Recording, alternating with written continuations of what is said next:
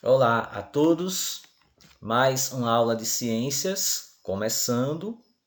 No vídeo anterior falamos de acústica, que é uma área da física que estuda o som ou as ondas sonoras. Hoje estudaremos outra área da física chamada óptica, que estuda a luz e as manifestações associadas a elas. Que manifestações são essas? As sombras, por exemplo, as cores dos objetos e as imagens produzidas pelos espelhos e pelas lentes. Quero falar aqui para vocês a diferença entre fontes luminosas e corpos iluminados, antes de iniciarmos com aprofundamento o assunto de hoje, tá certo? Então vamos aqui, olha só. Fontes luminosas são corpos que emitem luz, como por exemplo, o Sol emite luz, a chama de uma vela acesa emite luz e uma lâmpada acesa também emite luz. Então, esses corpos, o Sol, a chama da vela e a lâmpada acesa são exemplos de fontes luminosas, porque emitem luz. Esses corpos são vistos quando a luz emitida por eles atingem os nossos olhos.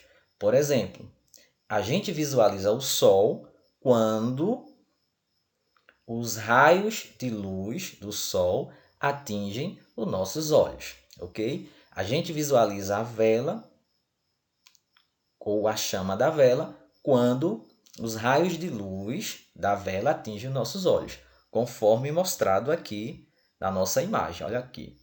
A chama da vela é um exemplo de fonte luminosa e ela está emitindo raios de luz em todas as direções. Quando esses raios de luz atingem os nossos olhos, a gente visualiza ela. Se essa fonte de luz, se esses raios de luz não atingirem ou não chegarem até os nossos olhos, então a gente não visualiza essa chama da vela, ok? Raio de luz e corpos iluminados. O que é um corpo iluminado? Corpos iluminados são corpos que não emitem luz, contrário de fontes luminosas. Apenas reflete a luz que recebem, apenas refletem a luz que recebem. São vistos apenas quando são atingidos por raios de luz de uma fonte luminosa. Olha só, aqui temos uma fonte de luz. Os raios dessa fonte de luz estão atingindo a maçã e a maçã está refletindo esses raios de luz. E quando esses raios de luz refletidos pela maçã, vindo ali da fonte luminosa, atingem nossos olhos, então a gente visualiza a maçã. Observe que a fonte de luz está por trás do olho, aqui, ó. E a gente consegue visualizar a maçã, no caso aqui, ó, a maçã é visualizada aqui por esse olho. Por quê? Porque o raio de luz atinge a maçã e a maçã reflete esse raio de luz para o olho, permitindo ali a visualização dela. Então, a maçã é um corpo iluminado. Por quê? Porque recebe luz de uma fonte de luz, emitido por uma fonte de luz. Então, ele é um corpo iluminado. Ele não emite luz, apenas reflete, ok? O corpo luminoso emite luz. O corpo iluminado reflete luz de um corpo iluminado, ok? Independência dos raios de luz. Os raios de luz se comportam de forma independentes. Isso é conhecido como princípio da independência dos raios de luz, que diz o seguinte: os raios de luz de uma fonte luminosa não interferem na propagação dos raios de luz de outra fonte luminosa, ainda que o caminho de ambos se cruzem. Aqui temos uma fonte luminosa, aqui temos uma segunda fonte luminosa. Observa que os raios aqui representados são retos, né? Porque os raios de luz se propagam de forma reta, ok? Linha reta. Observe que um não interfere na propagação do outro, mesmo que se cruzem. Olha aqui eles se cruzando, ó. Mas observe que os raios, ó, passam um pelo outro e não sofrem interferência. Olha aqui, ó, a fonte aqui, ó, azul cruzando com a amarela ou dourada, e uma não interferiu na cor nem no formato da outra, e assim por diante, ok? Aqui temos a imagem que ilustra o que foi dito aqui em cima. Os raios de uma fonte luminosa não interferem na propagação dos raios de outra fonte luminosa, ainda que o caminho de ambos se cruzem, conhecido como princípio da independência dos raios de luz. As componentes da luz branca. Em 1666, o cientista inglês Isaac Newton verificou que a luz branca proveniente do Sol é, na realidade, composta de luzes de várias cores. Isso mesmo, a luz branca que provém do Sol é, na verdade, uma mistura de cores. Em seus experimentos, utilizando um prisma de vidro, ele fez com que essa luz branca atravessasse esse prisma de vidro e notou que, ao atravessar o prisma de vidro, a luz branca se decompôs em várias cores, formando um arco-íris, como você visualiza aqui nesta imagem. E logo aqui abaixo você tem a luz branca atravessando aqui, ó, o prisma e sendo aqui, ó, decomposta em várias cores, provando que a luz branca é, na verdade, uma mistura de várias cores.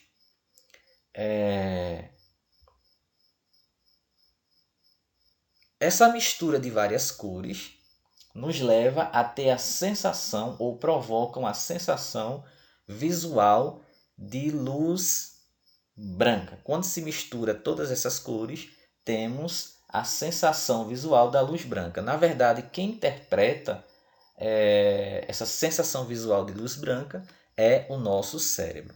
E para provar isso, Isaac Newton se utilizou de um disco como este aqui, ó, da figura abaixo. Ele fez um disco plano, pintou esse disco por várias cores, como aqui, ó, na imagem, e girou esse disco rapidamente. E notou ali, ó, visualizou ali que todas aquelas cores provocou a sensação visual de luz branca, provando que a mistura, que o branco, né, a sensação visual branco, é formada aqui, ó, pela mistura de várias cores, ok?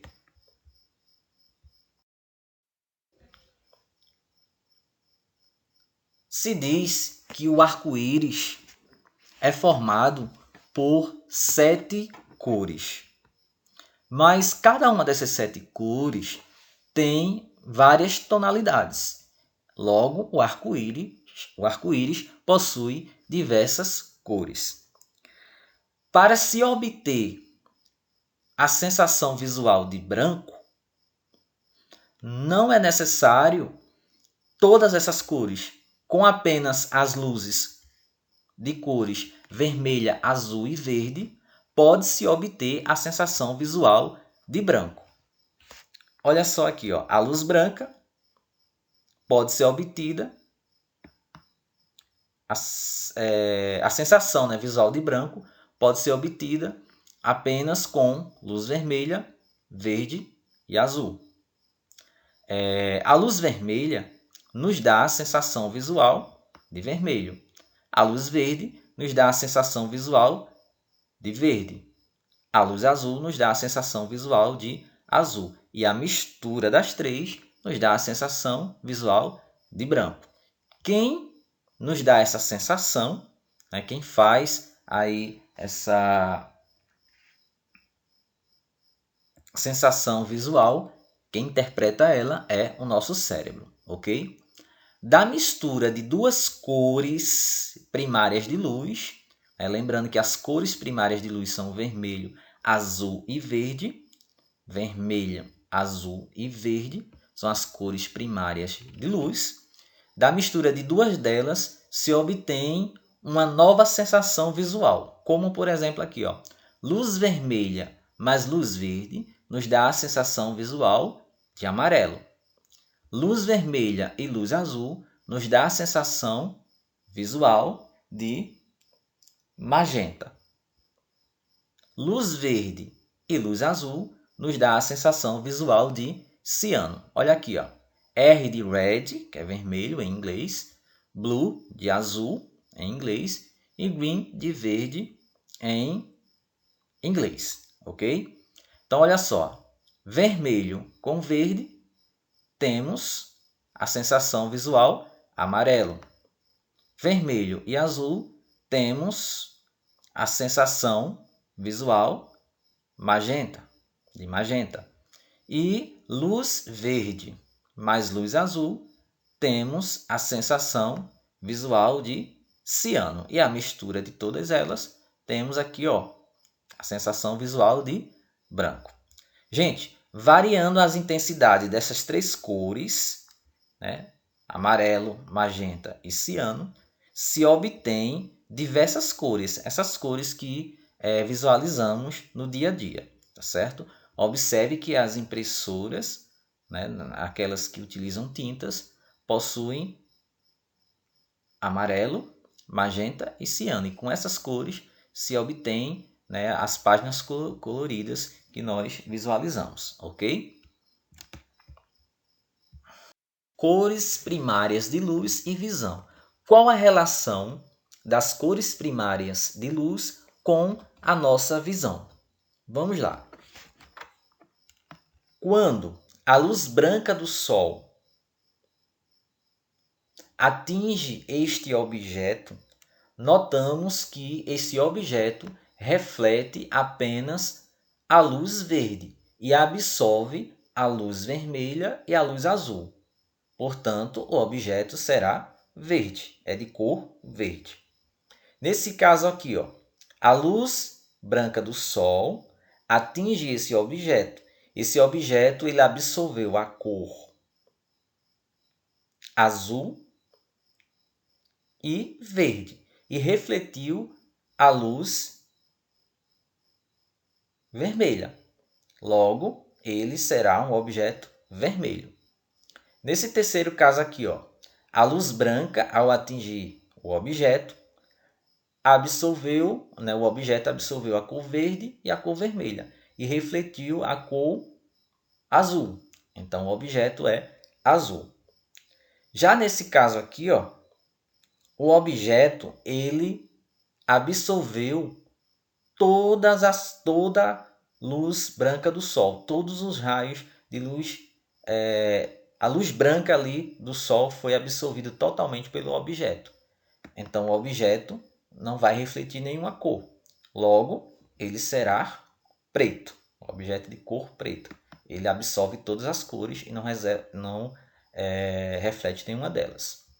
Já nesse objeto aqui, ó, a luz branca, ao atingir ele, foi totalmente refletida. A mesma luz branca que atingiu o objeto foi refletida. Não houve absorção de luz nenhuma aqui nesse objeto. Então, logo, o objeto será visualizado como objeto de cor branco, ok? Quando absorve todos os raios, preto. Quando reflete todos os raios, branco. E aqui, ó, dependendo da cor que reflete, indica ali que cor é o objeto. tá certo? Olha esse caso aqui, ó, da maçã.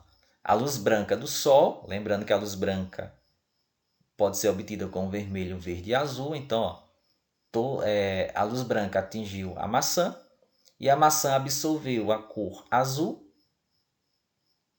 verde e refletiu apenas a cor vermelha. Então, esses raios refletidos ao atingir o nosso olho nos dá a sensação visual de vermelho, chegando à conclusão ali, ó, que a maçã é de cor vermelha, tá certo? É assim que funciona a visualização aí das cores. Gente, a luz branca, né, um mesmo objeto, um mesmo corpo, pode refletir várias cores, ok? Então, ele pode ser colorido nesse caso aqui. Então, veja só.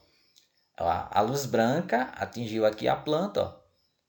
Essa parte aqui da flor refletiu o vermelho, então a flor é vermelha.